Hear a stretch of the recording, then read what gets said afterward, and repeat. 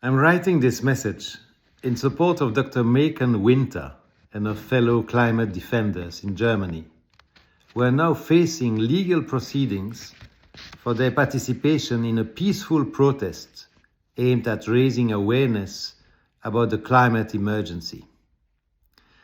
As someone who has dedicated over 4 decades to climate science, including serving as vice chair of the IPCC, the Intergovernmental Panel on Climate Change, I feel compelled to highlight the profound injustice of this situation. The science is unequivocal. We are in the middle of a climate crisis that threatens the stability of life conditions on our planet and the well-being of future generations. Despite decades of warnings from the scientific community, political action remains woefully insufficient. We are running out of time to prevent catastrophic consequences. Every fraction of a degree of warming we fail to avoid brings us closer to irreversible tipping points with devastating impacts on ecosystems, food security, human societies, and the economy. Dr. Macon Winter, like so many others, has dedicated her life to understanding and communicating the impacts of climate change on nature and the urgent need to reduce greenhouse gas emissions.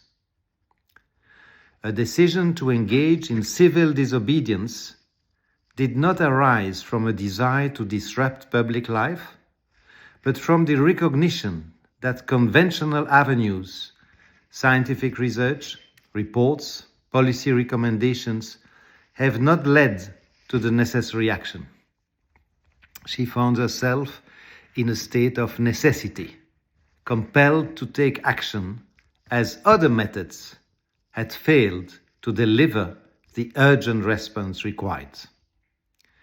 Faced with the existential threat of climate change, her act of peaceful protest was not only justified, but necessary in an effort to avert greater harm. It is deeply troubling that those who sound the alarm on the climate crisis are treated as criminals, while the real harm, the continued burning of fossil fuels and political inaction, is allowed to persist unchecked. The disproportionate penalties imposed on climate activists reflects a dangerous misalignment of priorities. Instead of prosecuting those who seek to protect our common future, our institutions should be addressing the root cause of their protest, that is, the ongoing failure to act decisively against climate change. As a scientist and as a human being, I understand the frustration that drives people to the streets. The urgency is real. The risks are immense, and yet the response remains inadequate.